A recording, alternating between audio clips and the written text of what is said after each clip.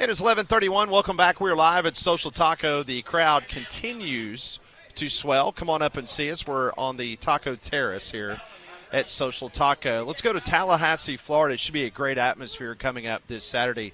Joining us from WarChant.com is Ira Schoffel. He joins us on the Higginbotham Hotline. Ira, I hope the summer's been well for you. I know that Alabama fans and the RVs probably have not made it to Tallahassee yet, but they're coming.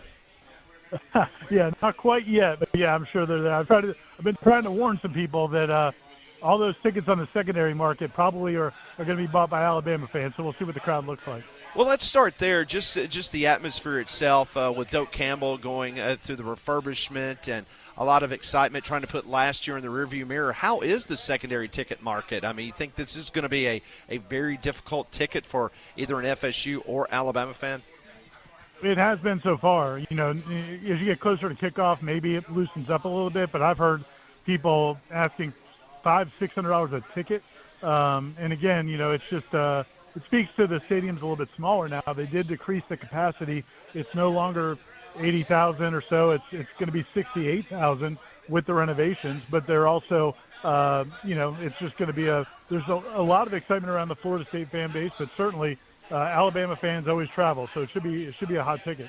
Ira, going back to last season, I know Florida State fans want to forget about it. Nobody saw 2-10 coming. What do you make up for, or I guess account for the reasoning for that? Was that just misses through the transfer portal? Was it a culmination of different things? And why should we believe that Florida State should be markedly better this season? It's definitely a culmination of a bunch of different things. There were some misses in the transfer portal, but I think more important than that was the evaluations of their own team coming back. That led to them making some bad evaluations. Starting first and foremost, they were convinced they'd be able to run the football. They had been running the football the last 2 or 3 years really well, but a lot of that was because you had Jordan Travis, and I think they mistakenly thought a lot of that was the offensive line. Well, then you get into the season, and you can't run the football at all, and it turns out, you know, if you don't have a mobile quarterback, those offensive linemen couldn't get it done. And then you went out and signed a quarterback in DJ Uyunglele, who you knew wasn't a really good runner, but you thought could operate behind a good offensive line with a good running game. So when they were wrong on that, it set everything else into motion for being wrong as well. Then I think the other big part of it was when they evaluated players in the portal, they, for the first time really under Mike Norvell, went after guys that were highly recruited guys coming out of high school, but who really hadn't done anything in college. You look at Jalen Brown at receiver from LSU, Marvin Jones Jr., the defensive end from Georgia, Earl Little, a safety from Alabama, several guys from Alabama who hadn't proven much, that they thought, well, they were highly recruited coming out of high school. They just couldn't play at those schools. They'll come here and they'll help us out. Very few of those guys panned out at all. Most of them are not even here anymore.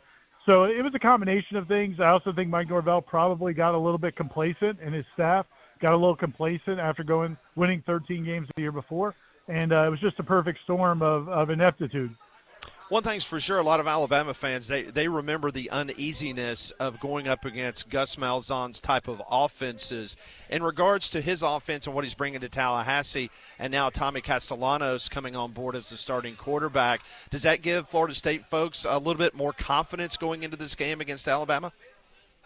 Yeah, and I'm sorry, I didn't answer the last part of your last question about, you know, why should people think this team's going to be different.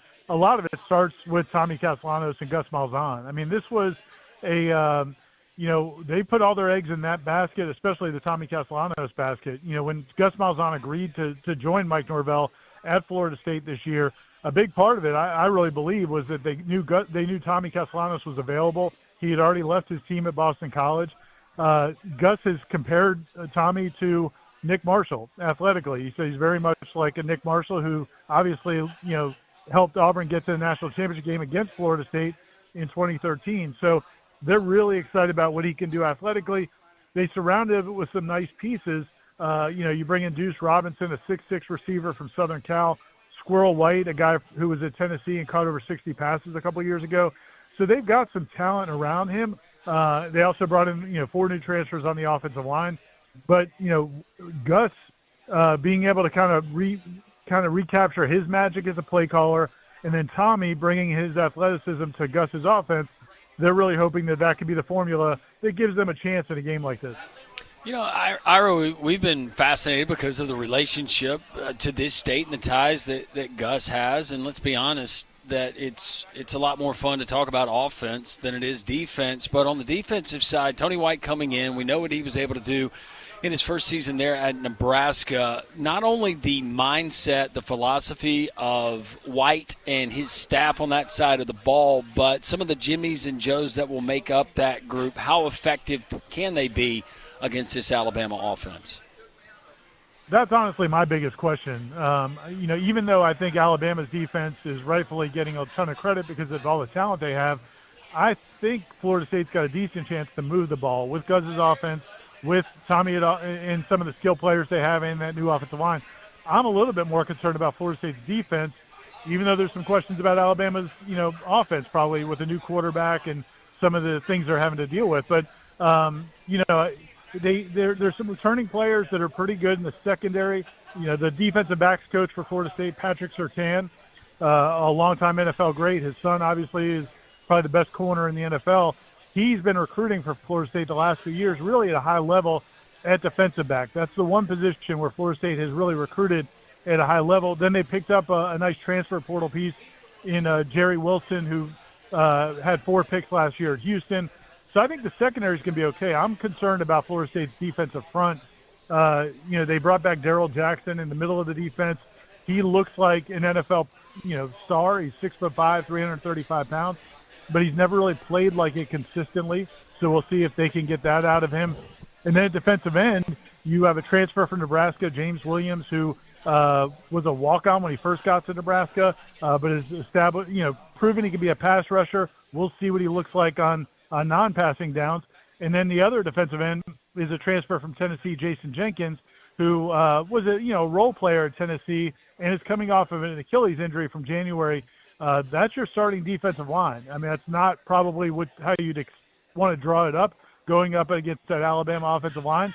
But that's going to be the key of the game. If they can't slow down Alabama's running game, I just think they're going to have a tough time in this game. Ira Schoffel joins us from WarChant.com, part of the On3 network. He joins us previewing the Alabama game against Florida State. Let me ask you about 2 familiar names within our audience, and that's Roydell Williams, who is listed as potentially as the number 1 running back for Florida State, and also Squirrel White, that we're very familiar with, obviously, with his days at Tennessee. How did those 2 individuals have, and how did they perform in fall camp? Very different stories, but as you said, they're both expected to start in this game. Squirrel, again, 2 years ago had a huge season for Tennessee, over 60 catches when their offense was really flying high. Last year at Tennessee, he was kind of banged up. He had a knee injury, he had a couple other things going on, and didn't have the production, only caught 30-something passes, which, hey, for Florida State and their passing game, that looks like, those are big-time numbers. But they think he's going to recapture what he did earlier at Tennessee. He's one of the fastest players on the team, not a big guy at all, but he can really run. In preseason camp, he's hit a lot of long touchdown passes for this offense. So there's a lot of excitement about what he can bring. Roydell's a little bit different. He's a former, he's a key player at Alabama when he was there. But last year, he didn't look great when he played early in the season because nobody looked good in this Florida State offense. And then he got hurt and missed almost the entire season. So I think Florida State fans aren't really sure what to expect out of him. But I think he's going to give them that kind of tough, hard-nosed guy that can run between the tackles. He's got veteran leadership, a guy that's played a ton of college football. But the real talent in that backfield probably lies with a true freshman, Usman Kromah, who Florida State was able to flip away from Georgia late in the signing process. And he's maybe the more talented guy in that backfield. But I think Roydell will be the guy that gets carries early until they can kind of get the game, get their game legs underneath them. When it comes to the outcome of the game, not necessarily just from you, Ira, but Florida State fans that you talk to, what is the expectation coming off such a dismal year and so many question marks that you've raised here with us? I think there are some fans. There are always going to be some fans who, are believe in the stars and think that, every year can be a dream season, and maybe it can. But I think realistically, most Florida State fans would really like this game to be competitive and to be a game where it's a competitive football game, maybe even into the fourth quarter. Maybe you have a chance to spring the upset down the stretch. I don't think most Florida State fans are super confident going into this game. I mean, I think they're realistic. And I think when you look at what Florida State needs to do, what Mike Norvell needs to do in this game, is they just need to compete. If they compete for 4 quarters, no matter what the score is, if the guys try hard, if they look competently coached, if they look like they have a game plan, they know what they're doing, that'll be such a vast improvement over last year that even if you aren't in the game in the last few series, I think Florida State fans can live with it because honestly, there's still a bunch of games on the schedule that they could and should win if those other things are there. But if they come out and look like they did last year, where they don't look like they're well coached and they don't really play hard, that's going to be a disaster, and that's going to really have the fan base in a bad place. So again, Florida State fans are proud. Florida State fans are proud. They're going to want to win the game. But I think even if it just looks good and competitive, I think they can walk away from this game thinking there's more left to the season.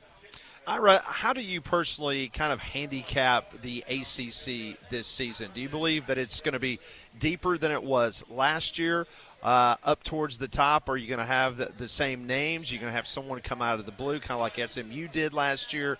How are you looking at the ACC this season?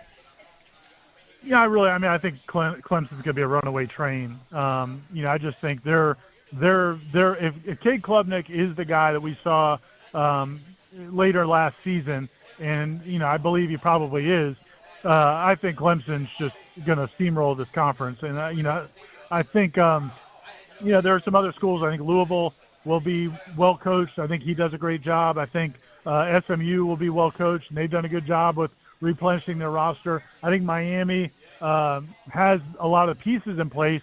I'm not convinced in Mario Cristobal and his staff and their ability to get guys consistently ready week to week. They were 2 up and 2 down last season with as much talent as they have. So I think there's some decent teams in the middle, but I think Clemson's just head and shoulders, and everybody else is playing for second place. And finally, I'm going to ask you a pedestrian question, but this could come into play because Alabama's special teams units, they have not had the very best fall camp. How's the weather supposed to be for that game at Doak Campbell? There is a chance for some rain in Tallahassee. For people that have been in Florida, that if you're trying to do something outdoors in the afternoon, there's a good chance there's going to be some water involved. And I think there's a chance there will be some rain on Saturday. But, it is a brand-new field. They just put in a field. It's one of these fields that you can put in and play on immediately. And it's, it's basically the kind of field they put in when they play a Super Bowl, and they just come in and just plop down a field. It's called lay and play. So I think the field will be in good shape. But, yeah, it wouldn't surprise me if we did get some wet stuff on Saturday. That is Ira Schoffel. You can follow his work. Nobody's better than covering Florida State than Ira. Always appreciate you taking time for us, Ira. It should be a fun atmosphere and a good game. I think everyone believes that this is not going to be a blowout on Saturday. Thanks as always, Ira, and hope to catch up with you during the season. Same here. You guys too. Enjoy it. And for everybody that's traveling, safe travels, and enjoy the game. Thanks, Ira. Thank you very much. That is Ira Schoffel joining us from WarChant.com. Just a class act. Known Ira a very long time, and nobody covers Florida State better than Ira. He was on the Higginbotham hotline. You deserve solutions that are built for you. Higginbotham is your one-source solution for insurance, financial, and HR services.